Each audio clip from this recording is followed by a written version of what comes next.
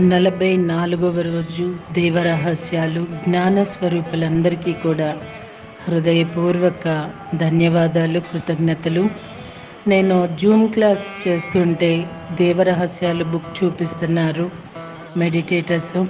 ఆ బుక్ గురించి వాళ్ళు చెప్తూ ఉంటే ఆనందంగా ఉంది మాస్టర్స్. నిజంగా పత్రి సార్ ఏది చెప్పినా దాంట్లో విషయం అనేది విశేషంగా ఉంటుందండి. మనం అర్థం చేసుకునే దాన్ని బట్టే ఉంటుంది. సో పత్రి సార్ కాన్సెప్ట్లన్నీ కూడా అలా కళ్ళు మూసుకొని వినండి మాస్టర్స్, ఒక తెలియని లోకానికి వెళ్ళినట్లుగా ఉంటుంది కదండి. మరి ఈరోజు కారణ సహిత జన్మలు, కారణ రాహిత్య జన్మలు అంటూ చెప్తున్నారు. మరి వరలక్ష్మి గారు ఏంటో చూద్దామా. బ్రహ్మర్షి సుభాష్ పత్రిజీ గారికి పాదాభివందనము.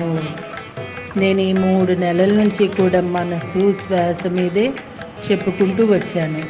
ఎందుకంటే మనసు అన్నది ప్రశాంతంగా లేనప్పుడు మనం అటు ఆధ్యాత్మిక జీవితంలోనూ ఇటు భౌతిక జీవితంలోనూ రెండిట్లోనూ మనం సాధించలేము. సాధించామని అనుకుంటాము, కానీ మనసు మనల్ని నకారాత్మకతలో ఉంచుతుంది. అంటే అనుమానం, ఇది నిజమా అబద్ధమా, లేకపోతే సగం డౌట్గా ఉండి కూడా వాళ్ళు వీళ్ళు చెప్పారు కదా అని చెయ్యటం. అదే పత్రిజీ జ్ఞానామృతం 2లో సంకల్ప సిద్ధి అన్న దాంట్లో పత్రి సార్ ఇలాంటి భావనల్ని చాలా చక్కగా వివరించారు మాస్టర్స్. త్వరలో మనం ఆ బుక్ కూడా ఆడియో చేసుకుంటాము. సో ఆ బుక్ కనుక లేకపోతే తెప్పించుకోండి.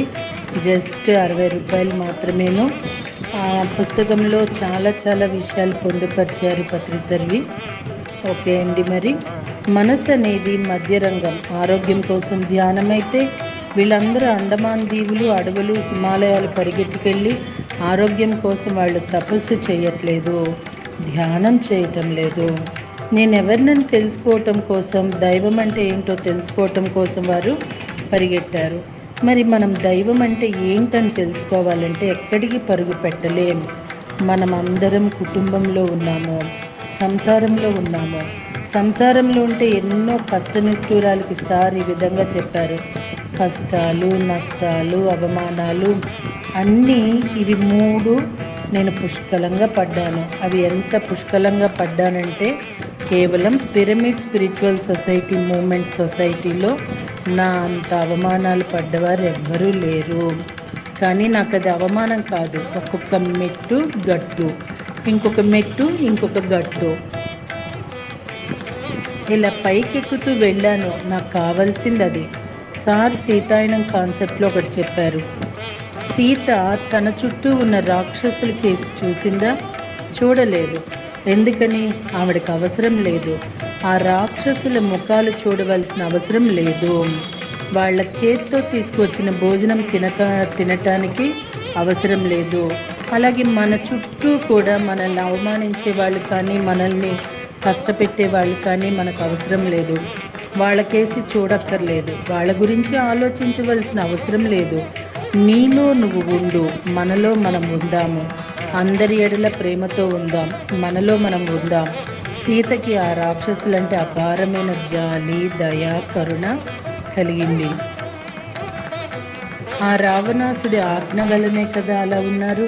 వాళ్ళలాగే మన ప్రపంచంలో మన చుట్టూ రాక్షసులు ఉన్నారు, అజ్ఞానులు ఉన్నారు, మనల్ని బాధ పెట్టేవాళ్ళు ఉన్నారు, కష్టపెట్టేవాళ్ళు ఉన్నారు. కానీ వాళ్ళు మనల్ని ఎంత కష్టపెడుతుంటే, ఎంత అవమానపరుస్తుంటే మనం అంత ఎత్తుకు ఎదుగుతామన్నది నిజం.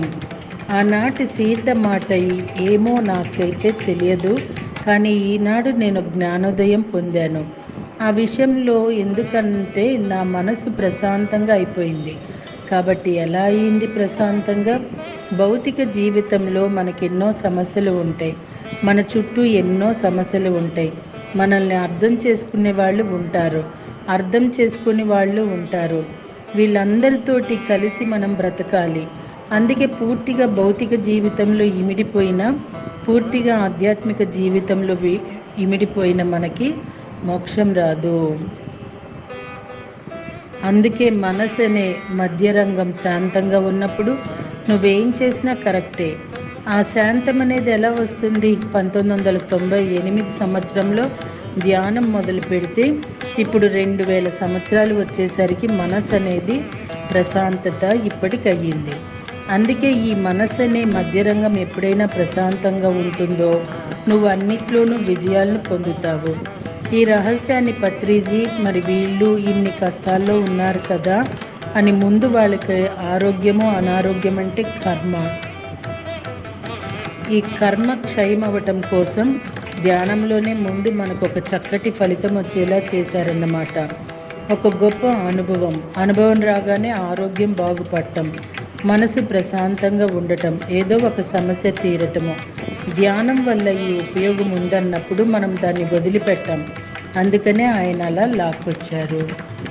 ఆ మనసు అనేది ప్రశాంతమైతే తప్ప నువ్వు ఆధ్యాత్మిక జీవితంలోకి, సత్య జీవితంలోకి వెళ్ళలేవు. సంసారాన్ని మనం చక్కగా తీర్చిదిద్దుకోలేము. ఈ మనసు అనేది ఎలా శాంతంగా ఉంటుంది, ఏ రకంగా ఉంటుంది? మనం అనుకుంటే ఉండదు. దాంట్లో ఉండే తప్పేంటి? ఆలోచనలంటే ఇతరుల జీవితంలో ఇంటర్ఫియర్ అవ్వకూడదు. ఇవన్నీ కూడా ఒక్కొక్కటి ఒక్కొక్క క్లాస్లో నేను చెప్పుకొచ్చాను. ముఖ్యంగా ఇతరుల విషయాలు బుర్రకెక్కించుకోవటంలోనే చాలా పతనానికి దారితీస్తుంది. ఇతరుల విషయం విని వదిలేయటంలో ఎంత అద్భుతంగా ఉంటామో, ఇతరుల విషయం విని మన బుర్రలో పెట్టుకోవటం వలన మన ఆత్మ చుట్టూ కప్పబడే మన కర్మలు చాలక ఇతరుల కర్మలు కూడా చుట్టుకుంటాం. ఇది మొదటి పాయింట్. రెండో పాయింట్, ఏది సరి అయినది, ఏది సరికానిది. భర్త ఎడల భార్య ఎలా ఉండాలి, భార్య ఎడల భర్త ఎలా ఉండాలి. భార్య భర్తలు పిల్లలు ఎందుకన్నానంటే, నా కొడుకు ఒకలాగా, నా కూతురు ఒకలాగా, నా కోడలు ఒకలాగా, నా అల్లుడు ఒకలాగా, నా మనవళ్ళు ఒకలాగా. నా ఇంట్లోనే పంచభూతాలు ఉన్నాయి. మరి వీటిని నేను సర్దుకోవాలి. ముందు నేను చేసింది ఏమిటంటే శాకాహారంలోకి తీసుకురావటం. నాకు బ్రహ్మ ప్రళయమైంది. చాలా తొందరగానే పిల్లలందరూ కుటుంబం మొత్తం శాకాహారానికి వచ్చారు.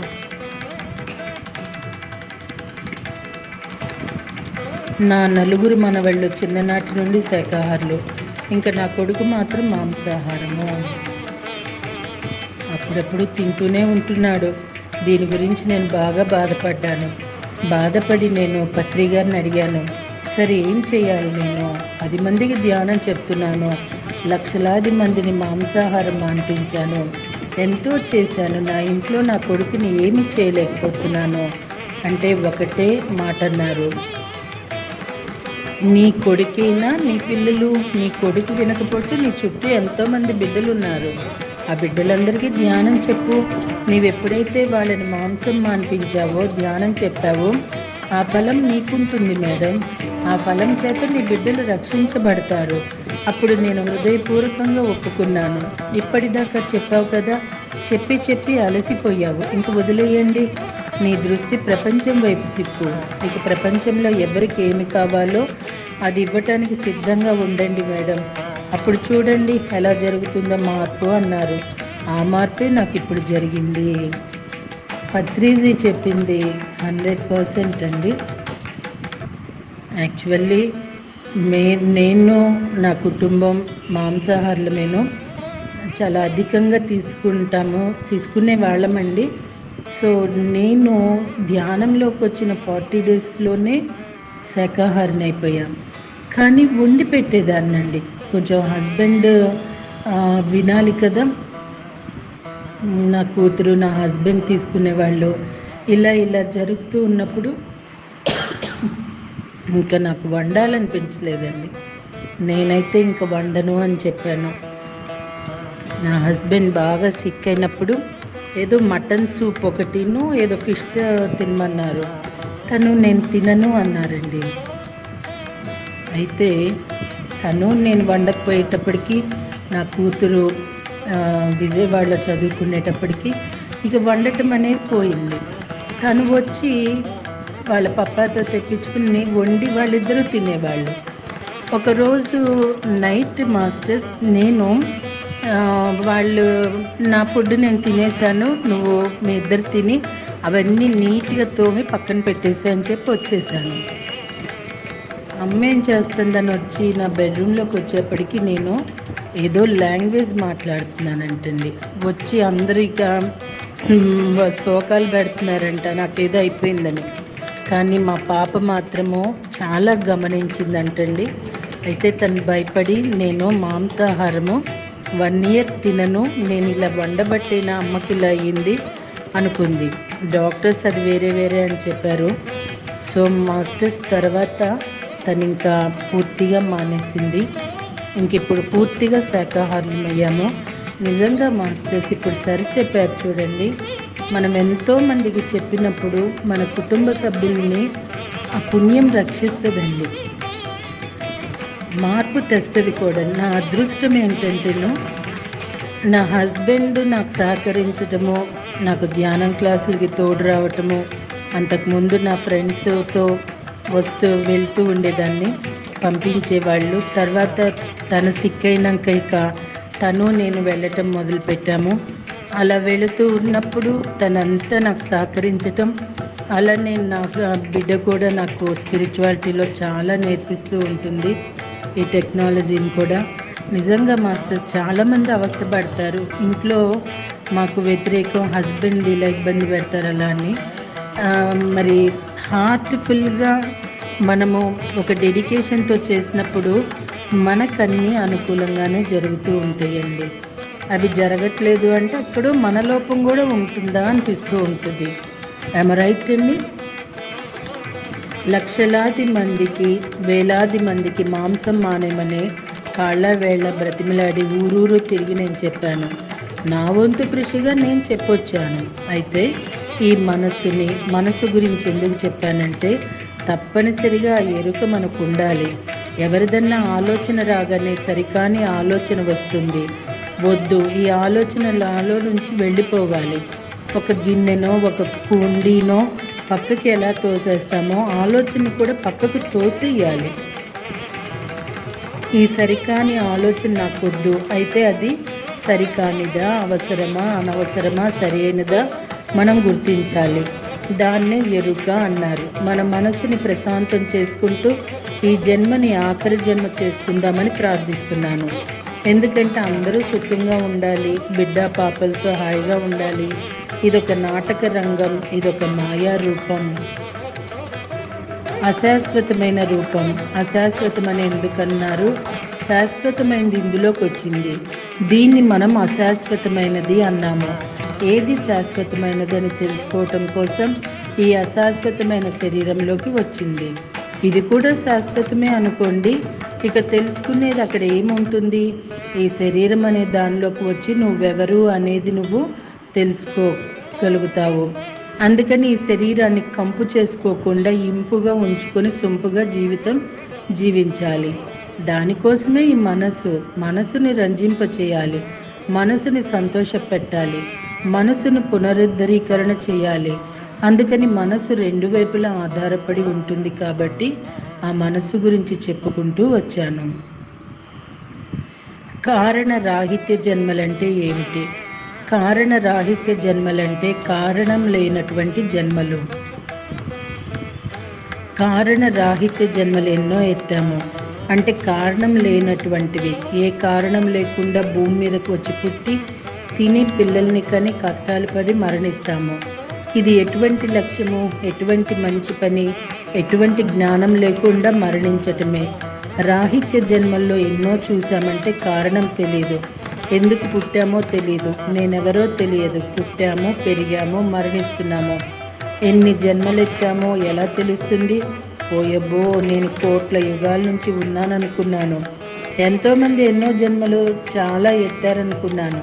కానీ అన్ని జన్మల్లో కూడా ఎన్ని జన్మలు నువ్వు తెలిసి జీవించావు తెలియదు. తెలియకుండానే జీవించి చాలా గొప్పగా ఇన్ని జన్మలెత్తాము అనుకుంటున్నాము. ఎన్నిసార్లు ఫెయిల్ అయ్యాము, అసలేం తెలియదు. చదువు లేదు, శూన్యము, ఎద్దులా తిని మొద్దులా నిద్రపోతే ఎలా ఉంటారో అలాంటి జన్మల్ని ఎత్తామన్నమాట.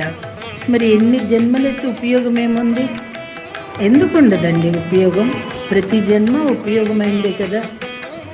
ఈరోజు ధ్యానానికి వచ్చాము అంటే ఇన్ని జన్మల సార్థకతే కదా మాస్టర్. ప్రతి జన్మలోనూ మన ఆత్మ కొన్ని పాఠాలని నేర్చుకొని అనుభవాలని అనుభూతుల్ని పొంది ఎదుగుతూ ఎదుగుతూ ఈ ధ్యాన స్థితికి ఈ ఆత్మస్థితికి వస్తుంది కదండి. సో ఏ జన్మ వృధా కాదండి. ప్రతి జన్మ ఒక కారణం ఉంటుంది, ఒక కార్యనిర్వహణతో ఉంటుంది. సో అండి, ఏది వృధా కానే కాదు. ఐమ్ రైట్ అండి. కానీ కారణ సహిత జన్మలంటే కారణం తెలిసి మనము ఆ కారణం కోసం భూమి మీద పుట్టి నాట్యాన్ని పైలోకంలో నేర్చుకుని వచ్చి ఇక్కడ భూమి మీద చూపించాలి. నువ్వు ఒక మ్యూజిక్ చూపించాలి, లేదా ఇంకొకటి ఒక దేశ సేవ చేయాలి. ఇలా ఏదో ఒక కారణంతో భూమి మీదకు వచ్చినప్పుడు కనీసం దాని ఫలితం ఉంటుంది. ఏ కారణం లేకుండా ఇంట్లో ఉండి తిని మరణిస్తాము. ఏమి బతుకులు బతికామో. నేనే గాక గొప్పగా సంపాదించాను, మేమే గాక గొప్పగా పిల్లల్ని పెంచాము, మేమే గాక గొప్పగా మాంసం తిన్నాము, గొప్పగా మాంసం పెట్టాము, గొప్పగా పెళ్ళిళ్ళు చేశాము, గొప్పగా చచ్చిపోయాము. అన్నీ గొప్పలే. లేకపోతే నష్టం, కష్టం, రోగాలు ఇవే కదా మనం చెప్పుకునేది. ఇంతకు మించి ఏమన్నా చెప్పామా, ఏమన్నా అనుకున్నామా? మరి దానిలో ఉన్నప్పుడు నేనే కాక ఇలా చేశాను, నేనే కాక ఇలా బతికాను, దాన్ని గొప్పగా అనుకున్నాం. కానీ ఇంకొక ఆలోచన రాలేదు. మనకి పండగ వస్తే కొబ్బరికాయలు కొట్టుకోవటం తప్ప ఇంకొక ఆలోచన బుర్రలోకి రాలేదు. అందుకని రాహిత్య జన్మలో ఎన్నో చేశాం, కానీ అవి ఉపయోగంలోకి రావు. ఒక కారణంతో ఆ పనులు చేసినప్పుడు, ఒక కారణంతో ఎవరికన్నా బయట వాళ్ళకి ఒక పెళ్లి చేశారనుకోండి, అప్పుడు అది సేవ అవుతుంది. మన ఇంట్లో మనం ఎంత గొప్పగా చేసుకున్నా అది సేవ కాదు, అది కుటుంబ బాధ్యత, ధర్మము. కారణంతో ఆ పనులు చేసినప్పుడు మాత్రమే వాటి ఫలం ఉంటుంది. కారణం లేని జన్మలు, కారణం ఉన్న జన్మలు ఉంటాయి. నన్ను ఒక ప్రశ్న అడిగారు, దివిసీమలో నీ ప్రయాణం ఎప్పుడు మొదలైందని. అసలు అర్థం కాలేదు. నా ప్రయాణం మొదలవటం ఏమిటి అని. మాది కృష్ణా జిల్లా దివిసీమ. మా ప్రాంతాలన్నీ సముద్రపు ఒడ్డున ప్రాంతాలని దివిసీమ అంటారు.